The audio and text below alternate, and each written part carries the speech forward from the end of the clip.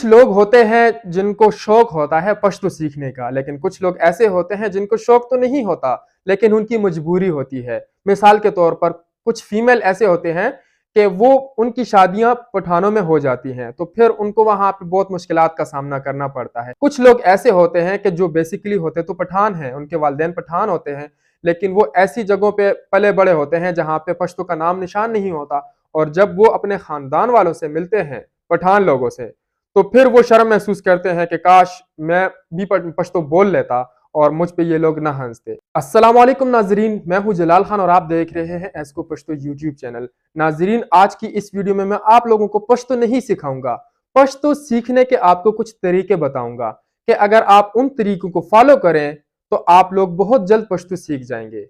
तो ऐसे क्या तरीके हैं, उनको अगर आप फॉलो करें तो आप लोग पश्तो सीख जाएंगे। ऐसी क्या खास तरीके हैं, इस वीडियो में सारी चीजें आपके साथ तफसील के साथ डिस्कस करूंगा। वीडियो आपने एंड तक देखनी है। कुछ चीजें आपको बताऊंगा वो आपने करनी है, कुछ चीजें आपको बताऊंगा जो आपने नहीं करनी। नंबर 1 स्टेप पे हम चलते हैं कि कौन सा स्टेप आपने फॉलो करना है।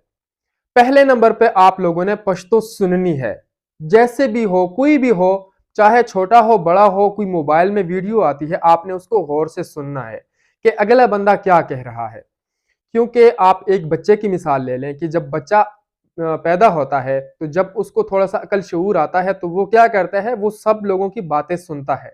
तो सुनने से उसकी लिसनिंग पावर स्ट्रांग होती है कि वो कैसे मतलब अपने अंदर वो सारी चीजें इकट्ठी करता है, वो अल्फाजों का जखीरा, फिर जुमलों का जखीरा इकट्ठा करता है। क्योंकि वो एक से सुनता है, कोई अल्फाज सुनता है, कोई जुमले फिर सुनता है, फिर दूसरे से, फिर तीसरे से, तो इस तरह करते करते उसके साथ कुछ अल्फाजों का जखीरा जमा हो जाता है कि इस चीज को हम ये कहते हैं और इस चीज को हम ये कहेंगे। माँ के पेट से कोई भी सीख के नहीं आता, सारे लोग यहाँ पे ही सीखते हैं। तो दुनिया में कोई भी काम जो है नामुमकिन नहीं है, मुश्किल जरूर है लेकिन नामुमकिन नहीं है। तो ये पहला स्टेप जो है आपने ये वाला फॉलो करना है कि आपने पश्तो सुननी है ज्यादा से ज्यादा। दूसरे नंबर पर आपने ये स्टेप फॉलो करना है कि जैसे तैसे आपको कोई लफ्ज समझ में आता है, चाहे वो फुल आपको समझ में नहीं आता, गलत आता है, आपने उसकी प्रैक्टिस करनी है। प्रैक्टिस किसके साथ करनी है? आपके साथ जो भी पठान मिलता है, कोई भी मिलता है, आप उसके साथ प्रैक्टिस करनी है। क्योंकि प्रैक्टिस ही एक वाहिद चीज है जिससे आप लोगों की जो स्पीकिंग होगी वो स्ट्रांग होगी, वो मजबूत होगी, उस पे आप लोगों का ग्रिप होगा।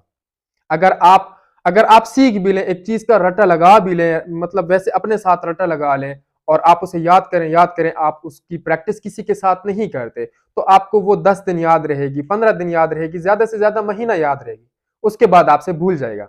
लेकिन जो चीज आप इस्तेमाल में लाएंगे रेगुलर बेस पे, वो चीज आपसे कभी नहीं भूलेगी। तो दूसरा स्टेप आपने ये फॉलो करना है कि जो चीज आपने याद की उसको आपने बोलना है, प्रैक्टिस करनी है उसकी। तीसरे नंबर पर आपने कौन सा काम करना है? आपने तीसरे नंबर पर यह काम करना है कि आपने शर्माना नहीं है। अगर आप शर्मा गए तो सारे चीजें खत्म, खलास।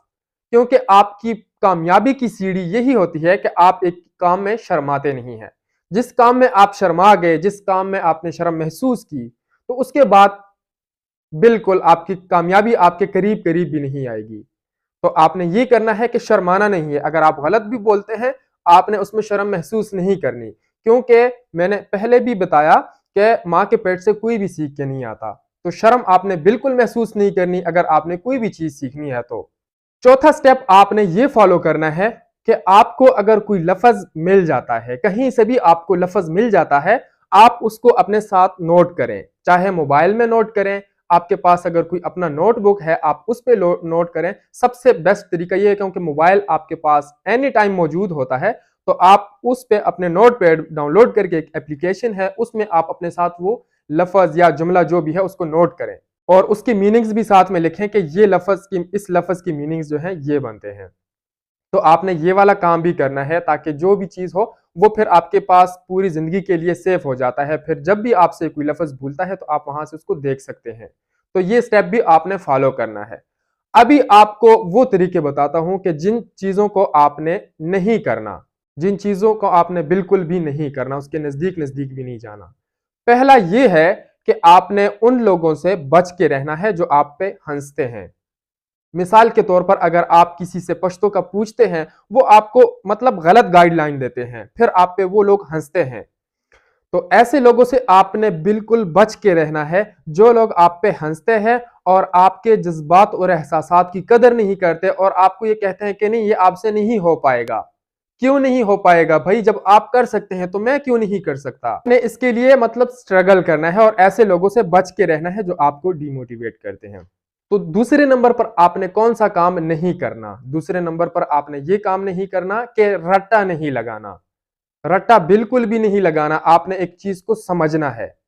अगर रट्टा आपने लगा लिया, वो चीज आपसे भूल जाएगी, लेकिन जो चीज आपने समझ ली वो आपसे कभी नहीं भूलेगी। वो आपसे इसलिए नहीं भूलेगी क्योंकि आप उसको जुमलों में इस्तेमाल करेंगे। तो अगर आपने उसको जुमलों में इस्तेमाल कर लिया, वो चीज आपसे कभी भी नहीं भूलेगी। तीसरे नंबर पर आप लोगों ने गिव अप नहीं करना। गिव अप बिल्कुल भी नहीं करना आपने, क्योंकि मुश्किलात हर सीढ़ी दर सीढ़ी पे आती है, हर जगह पे आपको मुश्किलात का सामना करना पड़ता है।